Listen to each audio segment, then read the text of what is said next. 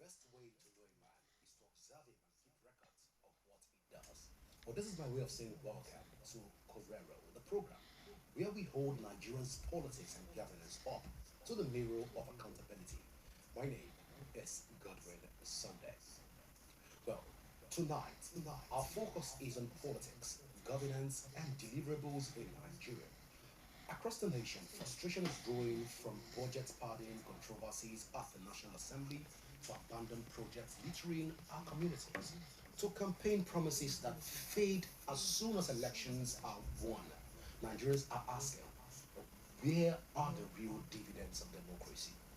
Billions are budgeted every year for roads, schools, hospitals, and power supply. Yet, citizens still face potholes reading highways, underfunded classrooms, poor healthcare facilities, and epileptic electricity.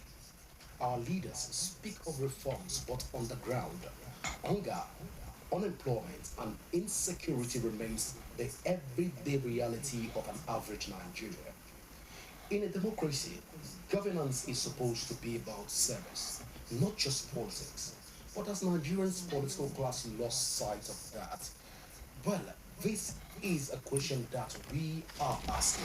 If at all they've lost sight of the fact that politics is supposed to be about impact, and we will take a shift from empty rhetorics and tangible results, try to look at all of this and x-ray them and understand what Nigerian politics and governance represents to the average Nigerian. Well, to help us tackle these questions, I'm joined by David Itopa, National Deputy Welfare Secretary of the African Democratic Congress, ADC. At this point, we'll take a short break, and when we return, we'll get into the conversation proper. Please don't go nowhere. If you need to do anything at this point in time, just ensure that you stay glued to your screen because the conversation is just starting. Go nowhere.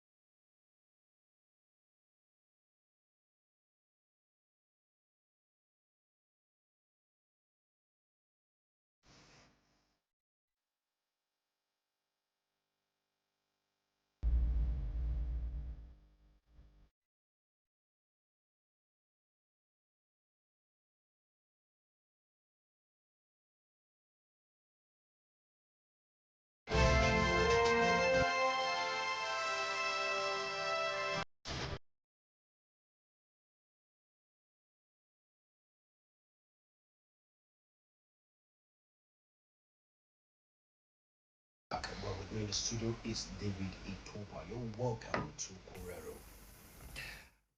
You very much.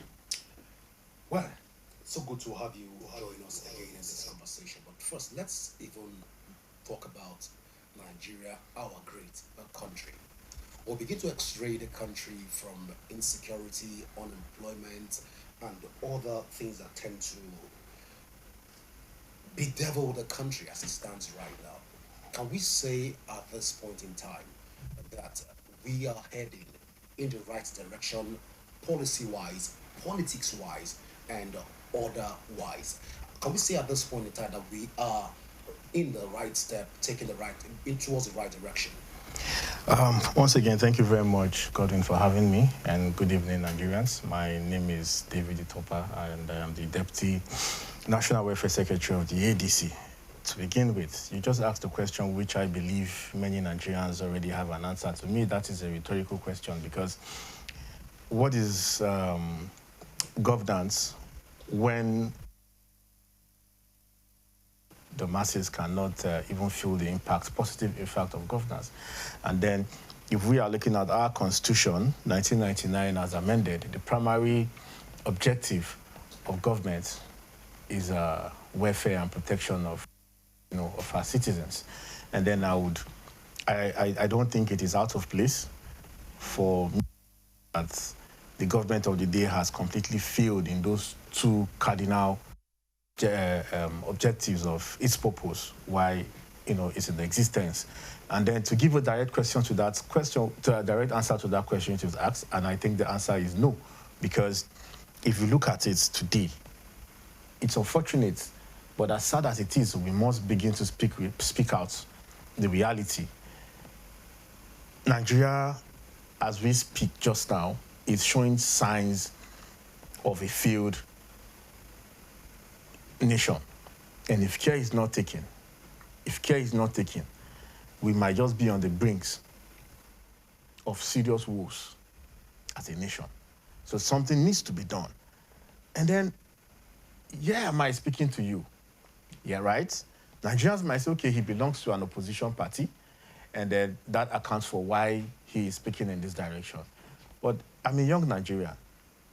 I have seen life. I have gone through the streets of Nigeria, and of course, taking sample opinions from Nigerians as well. The situation is dire. The situation is unfortunate, and Nigerians can no longer breathe. It feels like the government of the day has its knees on the neck of Nigerians. So how can you now, in all honesty, say that if we are headed the right direction or not? It's clearly we are in the opposite direction. A few days ago, in Baki, somewhere in Borno State, that unfortunate incident was, could have been unavoidable. Many of our gallant men of the Nigerian army were said to have been killed by men of the underworld. The pictures are everywhere. Are you talking about Kogi State? It is more like every 2-3 days, the men of the underworld strikes. Go to Yaba West, Yaba East, in Kogi State. Go to Zamfara, go to Sokoto. Go to the southeastern part of Nigeria. So basically, there is no region that is even spared of the cluelessness we have as a government today. Because let me tell you one thing about governance. It takes will, the political will, for you to be responsible to your country. I mean, that is patriotism of the highest order. For you to be responsible, it's for you, the thing about governance is for you to put your country before self. And I think that is a global accepted definition of patriotism. The situation in Nigeria is unfortunate. I speak to these issues with pains in my heart. Well, David, you know at this point, people from the ruling class right now, the All Progressive Congress, will disagree with some of your submission because the likes of Nuri Badu have come out to say that they are doing a lot and they've achieved a lot in terms of all of this. But then let's move away before we get to react to some of this also statements by Nuri Badu. A lot of Nigerian governments, there's been this rhetoric that politicians have been known for, this gorgeous metaphor. Every government that is coming into the system will promise first, they'll promise accountability, then they'll promise transparency in the administration. But as soon as they emerge and occupy the seat of office, we see accountability disappear. We see transparency become a thing, a no-go area, not just a no-go area, no conversation to have generally. Recurring phenomenon and a common decimal factor. I'm curious about politician. What is the missing link between being accountable and transparent to Nigerians and turning a blind eye when you're supposed to deliver on all of your campaign promises? What is the missing link? At first, I do not completely agree with you that all politicians behave in that manner, and then they seem to jettison, their campaign promises, and especially when we speak to the issues of accountability. No, excuse me. Excuse me, Godwin, I'm coming. Let me lay the basics of this. Let me lay the foundation. We saw President Umaru. Now we are discussing Nigeria, right? Yeah. We're not discussing politics yet. We saw the likes of President Umaru Musa Yar'Adua of blessed memory.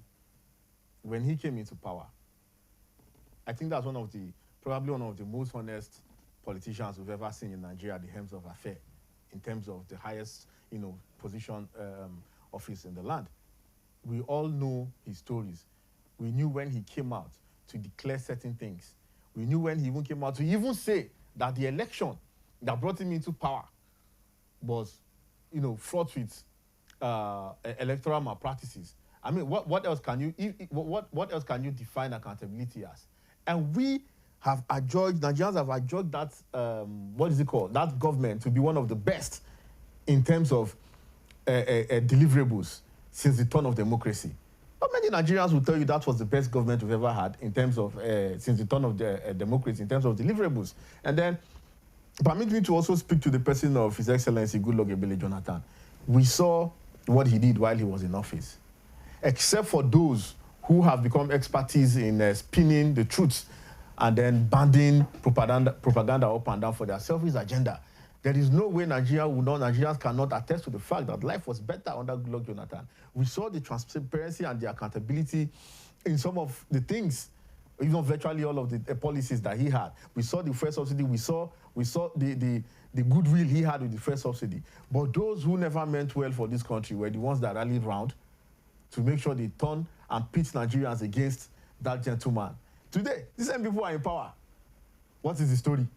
So I beg to disagree with what you just said, that probably is your current thing with nearly all the politicians. No, it is not. There are still some exceptional few. And I've just mentioned some few. And there are still others who you can say are very accountable, will be accountable to Nigerians and can be Nigerians can go to sleep when they are at the helms of affairs.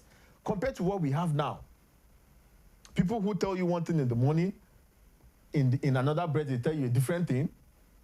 No. So it boils down to character. It boils down to the character of that person and the will to understand that, look, this office I am holding, be it a councillor, a councillor's office, be it a local government chairman's office, be it anything. So it takes character for you to know that whatever position, whatever mandate I have now, it is not for myself. It is for the common good, for our collective good as a nation, as a people, as a community. So it is not about politicians. I think it's about self. It's about character. Because just like people will tell you politicians are bad, I can also tell you here and name nearly 100 politicians that I've come across that are very, very straightforward and upright. So it has nothing to do with being a politician. It's about character. It's about personality of the individual. So you're saying that 1/3 of the Nigerian politicians that we see, as it stands right now, from our nascent democracy from 1999 Godwin, I can't put a number to that. We've seen 1/3 of Nigerian politicians make manifestos, make promises, but they fail to deliver on these promises that they made to the people. And it has become like a recurring phenomenon. You've just mentioned too. Take this conversation back to the local government level and take this conversation back to the 3 tiers of government. Even take it to the various organs of government. Take it to the executive legislature. Let's exempt the judiciary from politics. But then you agree with me that this has become a recurring thing where politicians go back on their words, especially when it has to do with accountability and transparency in the system. Again, Godwin, I might not agree completely with whatever you have said, with everything you have said, but I will also want to peel this whole thing down to character and... So invariably, majority of 1/3 of Nigerian politicians that go back on their campaign promises. You see. At this point, can we say that our politicians have dubious characters? I would like for us to expunge the word politics out of this whole thing. Let's talk like Nigerians, like patriots, right? And I've said that this whole thing has to do with personalities of individuals. You understand? But it doesn't matter, but we are human. We are first of all, people are first of all human. Politicians are first of all. I'm trying to take politicians. Politicians. No. You brought it in again. You brought it in. No, politicians are first of all. Hold on. That occupies political office is called. Hold on. It's called a politician, but you understand too well that we as human beings, whether we like it or not, you can decide to say, oh, you are political. We as human beings, in as much as we have conflicts even within ourselves, okay, today I want to eat rice, tomorrow I want to eat beans. Let's not go. No, I'm coming. I am.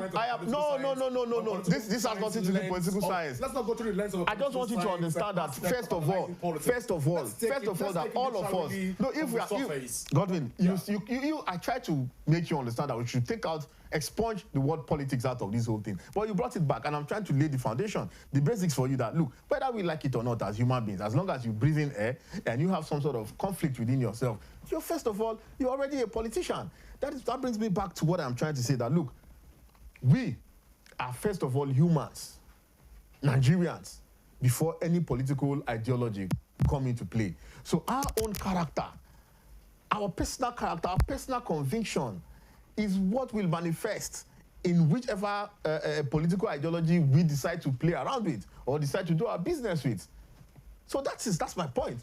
So let us expunge the word politics and politicians from this whole conversation. Let's tackle human beings as individuals, because even a pastor, an imam, as long as you're a human being, we are all politicians. So let's put this aside. But they don't occupy political offices. Human beings occupy political offices. Are they aliens? They don't belong to political parties. Who? The pastors that you mentioned. The pastors that I mentioned, that they don't belong to the... Yes. But I can also call pastors for you that are part of... Let's go back. Let's allow you to express that thoughts before we digress. Thank you, Godwin. So, the truth is this. It is our own character as a human being that manifests in whatever political ideologies we decide to, pursue our national interests in, and all of that, right? Now, a person who has an unstable character, who is first of all loyal to himself and do not understand that, look, for me to go to bed with my 2 eyes closed, I have to have a conducive environment. Now, those are the kind of people that will go back on their words. Those are the kind of people that you cannot even take their words to account. Those are the kind of people that when they say a thing today, they say another thing tomorrow. Those are the kind of people that have refused for local government autonomy to fully function, because that alone is a political factor to hijack the process for their own personal gain. But David, this has characterized. This tend to be the characteristic. What has characterized the generality of Nigerian politicians, it is true that and those occupying political offices. Yes, it is true that at some point we'll find some funny characters. People with unstable characters, who assemble themselves in probably a political party because that ideology suits them, in that context. That is exactly what is playing out in our nationhood today. Those are the helms of affairs. So we can say right now that by default, Nigerian people, let's not use the word politician, according to you, people occupying political offices in Nigeria, by default, have character deficits. It is normally human beings. Every human being does not occupy political office. Exactly, but every human being occupy political office. Every human being in this case, in the context of our conversation, can we say at this point, the Nigerian politicians, which you tend to characterize, that they have majority of them, not all, like according to you. If I'm quoting you verbatim and literatim, you've said that not all Nigerian politicians have dubious character. Exactly, just like not all Nigerians have dubious character. You've said now, let me quote you. You've said not all politicians are bad. So definitely, we can now deduce to say that majority of Nigerian politicians have deficit character. Will you agree with that statement? Even in the Roman Will you agree with that statement? Let's come to terms with. Even in the Roman Catholic Church in the Vatican, there are people majority of Nigerian politicians have, or majority of political office holders have deficit character. Can we? No, my question of deficit. They are by deficit. Yes, of course. It's like a default. That's what I'm telling you. So by default right now. I am telling you that. So by default right now we have.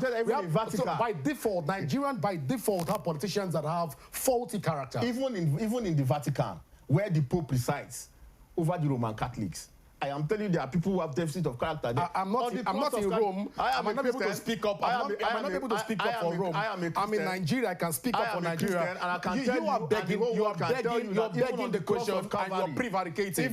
You're prevaricating. It's a straight up question to give me a straight answer. Can we say at this point in time, David, that all politicians in Nigeria, majority, 1/3 of Nigerian politicians, majority of Nigerian politicians, can we say on this table that majority of Nigerian politicians have deficit when it has to do with integrity and credibility? That's why we are unable to. I think you are beginning to misquoting what I said. Let me get you put it in perspective. That's what I just said. That even in the Catholic Church in the Vatican, where the Pope presides, that there are still people that has character deficits.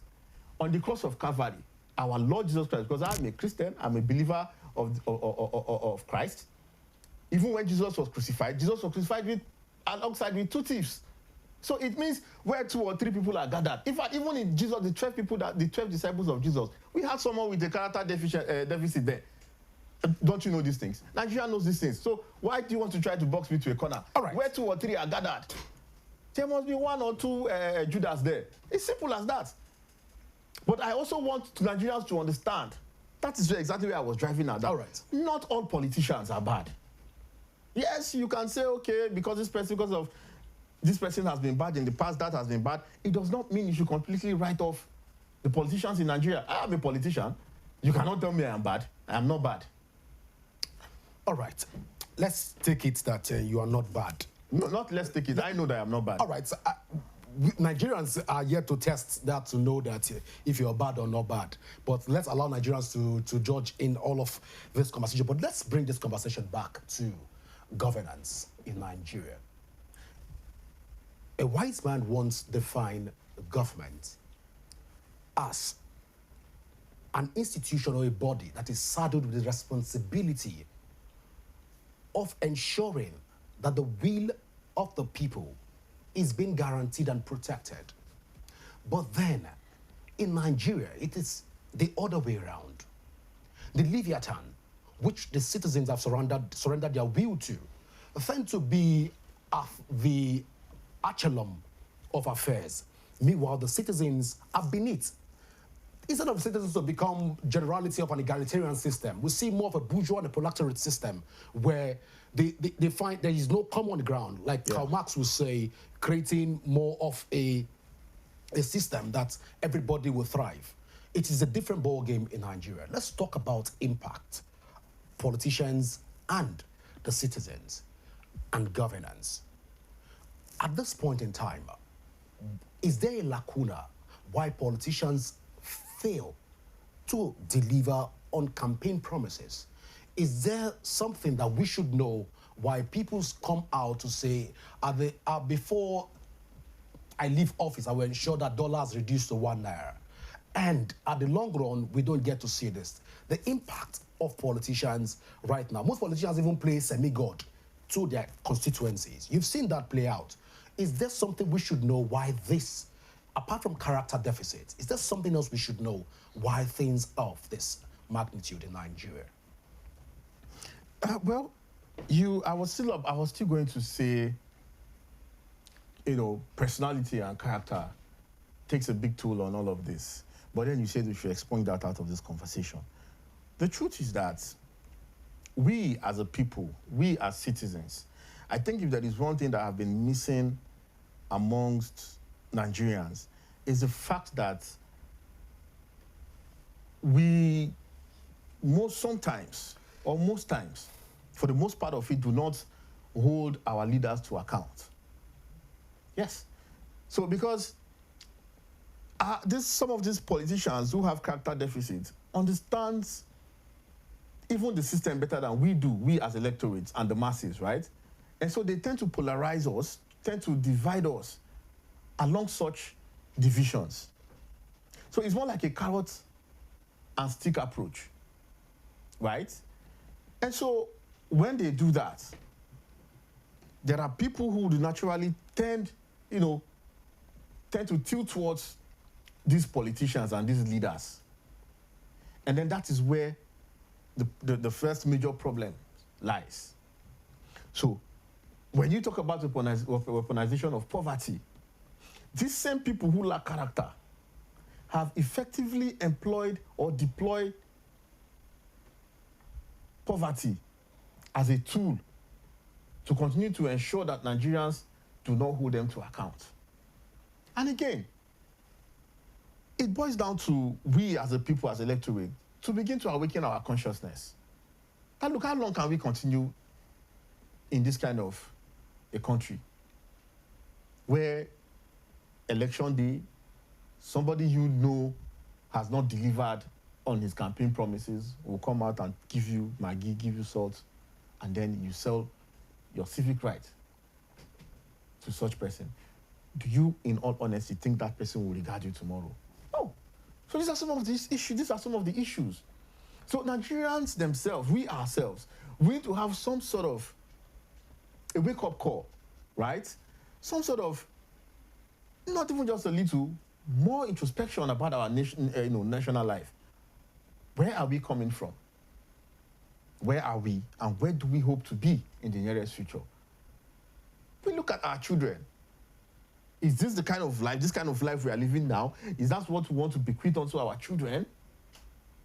So it's a both. What would I call it now? It's no longer about the bourgeois and the proletariat, right? Taking forth. It's about the both of us, the bourgeois and the proletariat, to sit down and look at it like, look, this is where we are going wrong. This is where we are going wrong, and then we'll find a common ground, just like the Marxists will say.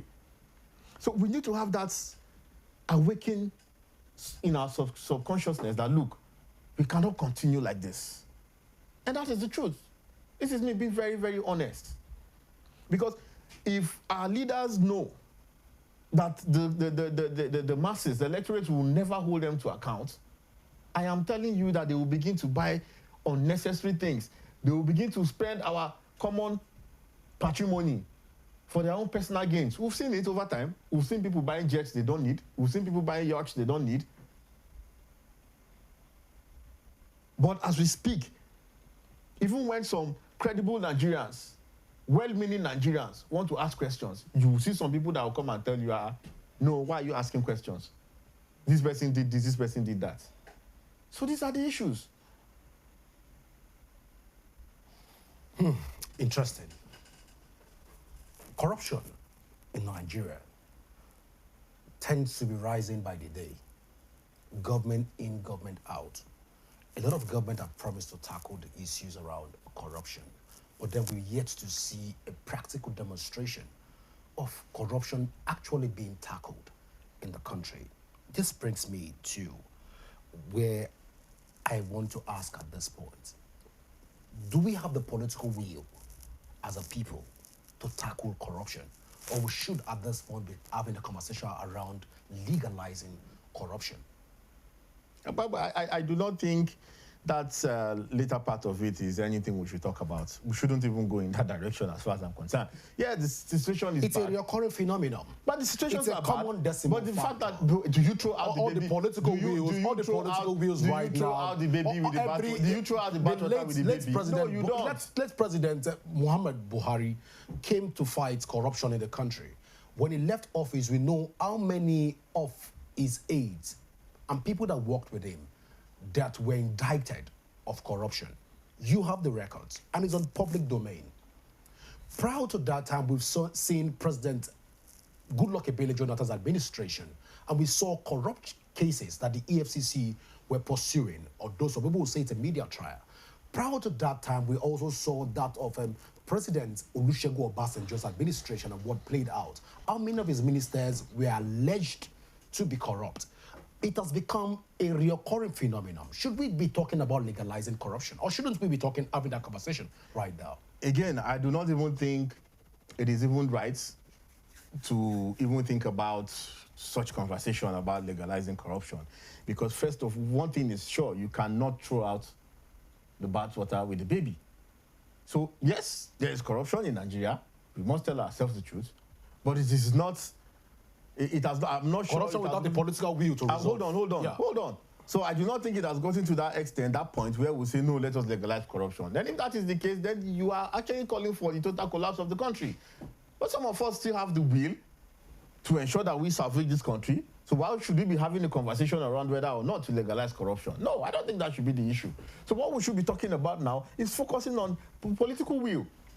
And again, like I said earlier, you see, you can never overestimate the place of character in public office. That's the truth. You can never. Because it is your character that gives you the political will to push for certain, certain things, certain policies, or certain innovations that you want to. Obasanjo administration tried. It was the Obasanjo administration that brought in the EFCC, the ICPC, and some other, institutions to fight and curb corruption. And we saw what they did. Even people who were serving in that government were actually, put to trial. Of course, we know what happened when late Umar Yar'Adua came in on board with then Jonathan. We saw some of the gains they made, but I would like to stop there. You understand? So at the end of the day, it all boils down to the character. If you are somebody of a stable character and you care about your name and your integrity, you will fight corruption to a standstill. Not with not even taking into account with the present situation we have, with so much advance in technology that look, you can trigger all of these things with technology. Look at Saudi Arabia today with the Saudi Aramco. There is no drop of oil that leaves Saudi Arabia that the government doesn't know. These are technological innovations to come and fight corruption. So what is wrong with us replicating such things here in our country? What is wrong with us? Again, that is character that transcends into political will. If you do not have the character, there is no way you have the political will. The average Nigerian will say that is because you're privileged. How do you mean privilege? Well, perhaps you're privileged not to be experiencing what the average Nigerian. I don't know. No. I take exception. Let's take it from you cannot tell me there is no way you tell me I'm privileged. Let's take the angle of job loss. Let me tell you. Let's take it from the angle of job loss. Let's take it from the angle of healthcare services. Let's take it from the angle of housing. Let's take it to this point of unresolved, huge budgets every year that we cannot account for, underaccounted budget of the country, and this is happening year in, year out. The average Nigerian will begin to ask at this point in time, can we say if the political will is not there to fight corruption, shouldn't we be having an elaborate conversation, even make it a national discourse to legalize corruption, perhaps? If it's legalized, you know that if I take and you take, everybody will adjust. A few days ago, I was at a medical facility to check my eyes and see if there's a need for me to replace my glasses and all of that. Then I saw some young men, perhaps my age or thereabouts, and they saw me and they called my name, like, I know you. I was like, where do you know me from? I've seen you on TV, you are this, you are that. What's my point here? I go to the same healthcare facilities every ordinary Nigerian like myself go to. I shop in the same market every other Nigerians like myself go to. So the question of privilege does not arise here. Because if you are looking for an ordinary Nigerian, my brother, I am an ordinary Nigerian. And I can tell you, and that is why whenever... You drink pure water? Hold on. Of course, I drink sachet water. Okay, let's go ahead. I drink sachet water. Let's go ahead. And that is why whenever I come on air to speak to some of these issues, I am not making them up. I am speaking to the reality and facts on ground. I speak with so much pain in my heart because I experience almost all of these things on a daily basis. I don't fly abroad for medical treatment. I don't have a special filling station where I buy fuel from. I buy the same place every other Nigerian buy. So the question of privilege does not even arise here in the first place. And again, I will find it offensive if we start talking about, I don't even want us to go anywhere near that conversation that we should legalize corruption. Nigerians cannot afford to even have that kind of conversation. Because, you see, the more we start to put some certain narratives down there, some other persons will believe that, oh, what if we try this thing this way? That is going to be a total collapse of the country. Let us join hands together. That's why I urge Nigerians every day.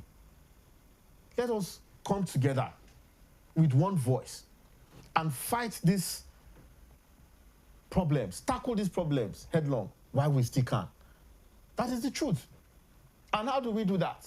We have a new political party that Nigerians must rally behind, because the party is about Nigerians, to ensure that we take Nigerians out of these problems, out of this.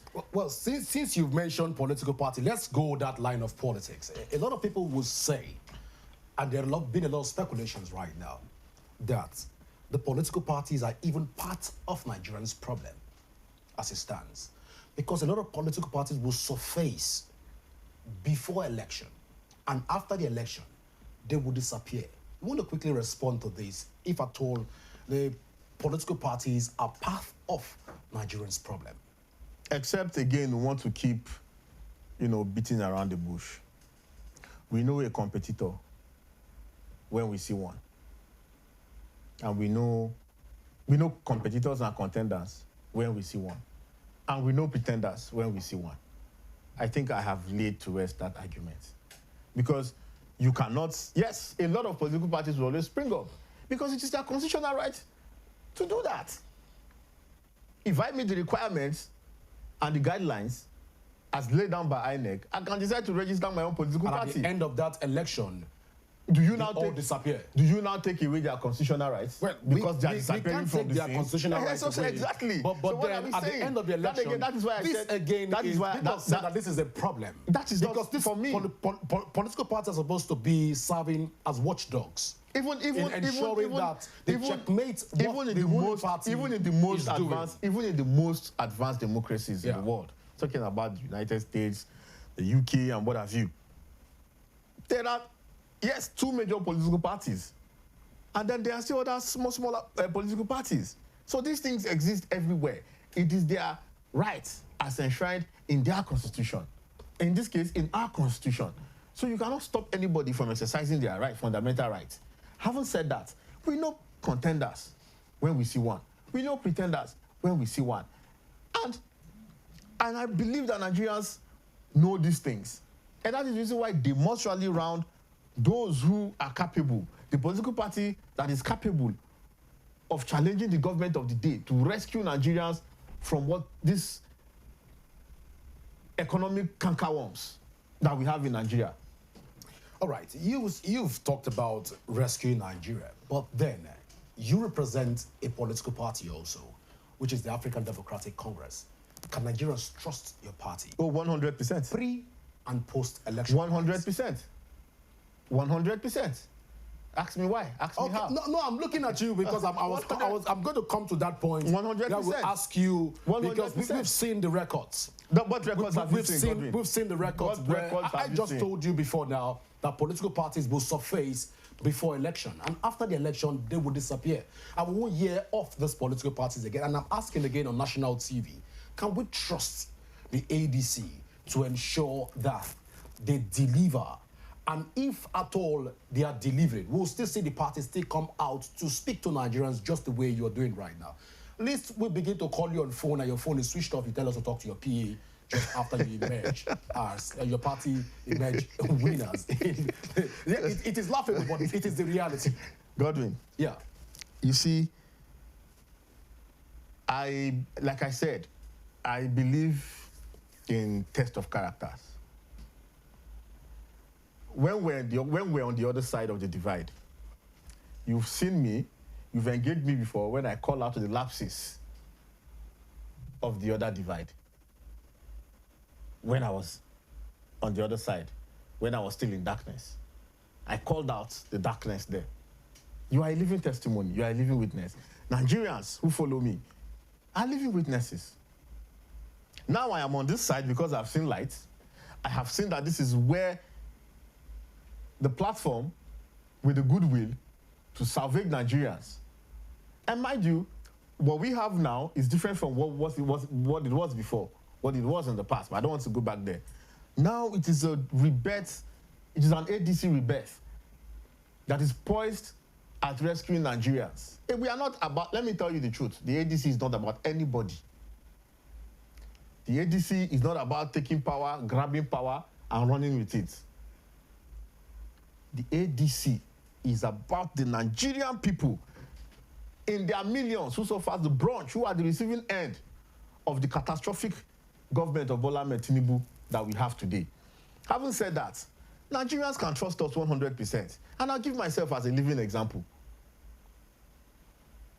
When you talk about trust, the ADC today is the only party that has more younger persons in their NWC and NEC. I'm talking about the highest decision-making body of the party. Is that not enough reason for Nigerians to trust us? Mind you, the voting bloc of Nigeria, this demography, our own demography, the youth, constitutes more than 60% as we speak. And then if Nigerians see that they have one of us, and mind you, the young persons in the NWC that I'm talking about, the NEC I'm talking about, if you trace their roots, there is nobody's father that was former this, former that. We are all humble Nigerians who decided that, look, enough is enough. We must do everything within the ambit of the law to rescue Nigerians and ourselves. Is this not enough reasons for Nigerians to trust us? Pre-election. Post-election, I will still be here. By the grace of God, when we win, I will be the first to come here. We will not talk to your PA. But talk to my PA. You have my number. By the grace of God, when we win, we've seen, by the grace of God, we have quite a lot of politicians right now. By the grace of God, if you want to talk to them, their phone, they tell you talk to my PA. Well, people you have to talk to their PA to get across to them. I am very sure. That's why I'm you on national TV. I am on national TV, and I am telling Nigerians that they can hold me to account. This is me. I'm an open book. By the grace of God, when in 2027, May 29th, that the ADC is sworn in as president, I will be here. I'll be the first person to come here. We will gladly have you even to speak on this issue come May 29th. But then let's talk finally, before I let you go, on deliverables. At this point, a lot of Nigerians are going down the drain of below poverty line. A lot of Nigerians are feeling the brunt when it has to do with the policy implementation and evaluative stage of politicians across board. Can we say that this is a deliberate wickedness from people in authority or those in authority to punish Nigerians in general? Or is just a mistake of policy? If you say mistake of policy, I would not agree with you. Because when you say mistake of policy in this context, it means, oh, this person even know what he's doing. But at some point, he got it wrong. The issue, my brother, is that these people clearly do not even know what they are doing. So it is more like Nigeria is on autopilot. There's what you call trial and error in mathematics those days when we're studying economics. So that is what these policies are all about. They are doing, those days when we're small, we used to do 10-10. You just try this one, if it works, or you try that one, it doesn't work. Trial and error, that's what they are doing. So it is not even about policy mistakes. If you speak to the issue of deliberate wickedness, I would also not agree with that, because if somebody needs to know what he's doing for him to be deliberately wicked. When you are completely clueless, this is the result. You say the government is clueless. But what have they gotten right? No, you tell me, what have they gotten right? No, you tell me. What have they gotten right? Well, And then I know for the government. That conversation is above my pay grade. It's okay. But then I know the next time you see somebody who say, rice is reducing, fuel is reducing. When they took over power, a bag of rice was barely around, say, 40,000. And then it rose up to like about 100,000 when they came in. And then the rice, dropped a bit to like 90-something, 80-something thousand. Do you call that reduction in food prices? Or is it all these statistics they are banding around? Share statistics we go chop. I mean, What are we talking about? Well, a lot of things to talk about even tonight, but then a basic that it's time for us to go. Just as a parting word, as we begin to vacate the studio, can we say at this point in time that there is light at the end of the tunnel for the average Nigerian? Yeah, as painful as it is, I understand what Nigerians are going through because I am also a Nigerian. I go through some of these things, you know. But I want to tell Nigerians that there is light at the end of the tunnel. And in fact, light has come. And then the fact that, what is this light that has come? The ADC, the African Democratic Congress is the light that has come to rescue Nigerians. So I think at this point in time, I need to admonish Nigerians to brace up, stand up, rally around the ADC, take ownership of the party. Let's collectively send these people who do not understand what governance is all about, send them back to their houses so that we can together achieve the Nigerians of our dreams. So that together we can be proud countrymen and countrywomen again. So that tomorrow when our kids begin to ask us questions, we should have answers to give to them. Well, when you ask politicians if there is light at the end of the tunnel, well, it's as if you give them a blank check to advertise their political party. Well, we will definitely, But that's the, we will send our invoice to ADC office because that's a free campaign. No, from the ADC office. We'll definitely send we'll send our invoice to that's the not the ADC campaign. office. No, That's the not the ADC will have to campaign. pay us for that free That's not the advertisement. campaign. No, it is I an am just advert. telling you that No, the light has come. ADC will pay us for that that's free not the advert. campaign. Well, I want to say thank you so much, David Itopa, for finding out time to be with us here on Correro. Thank you so much, Godwin. It's always a pleasure. Well, viewers, this is how far we can go tonight. Don't forget that you can join the conversation on our various social media handle currently showing on your screen. And you can also download the Rapid TV app from your Android and iOS devices to keep track of our broadcast. My name is Godwin Sunday. Like I will always say, always remember that peace and unity are the pathways to progress. Do enjoy the rest of your evening. Bye for now.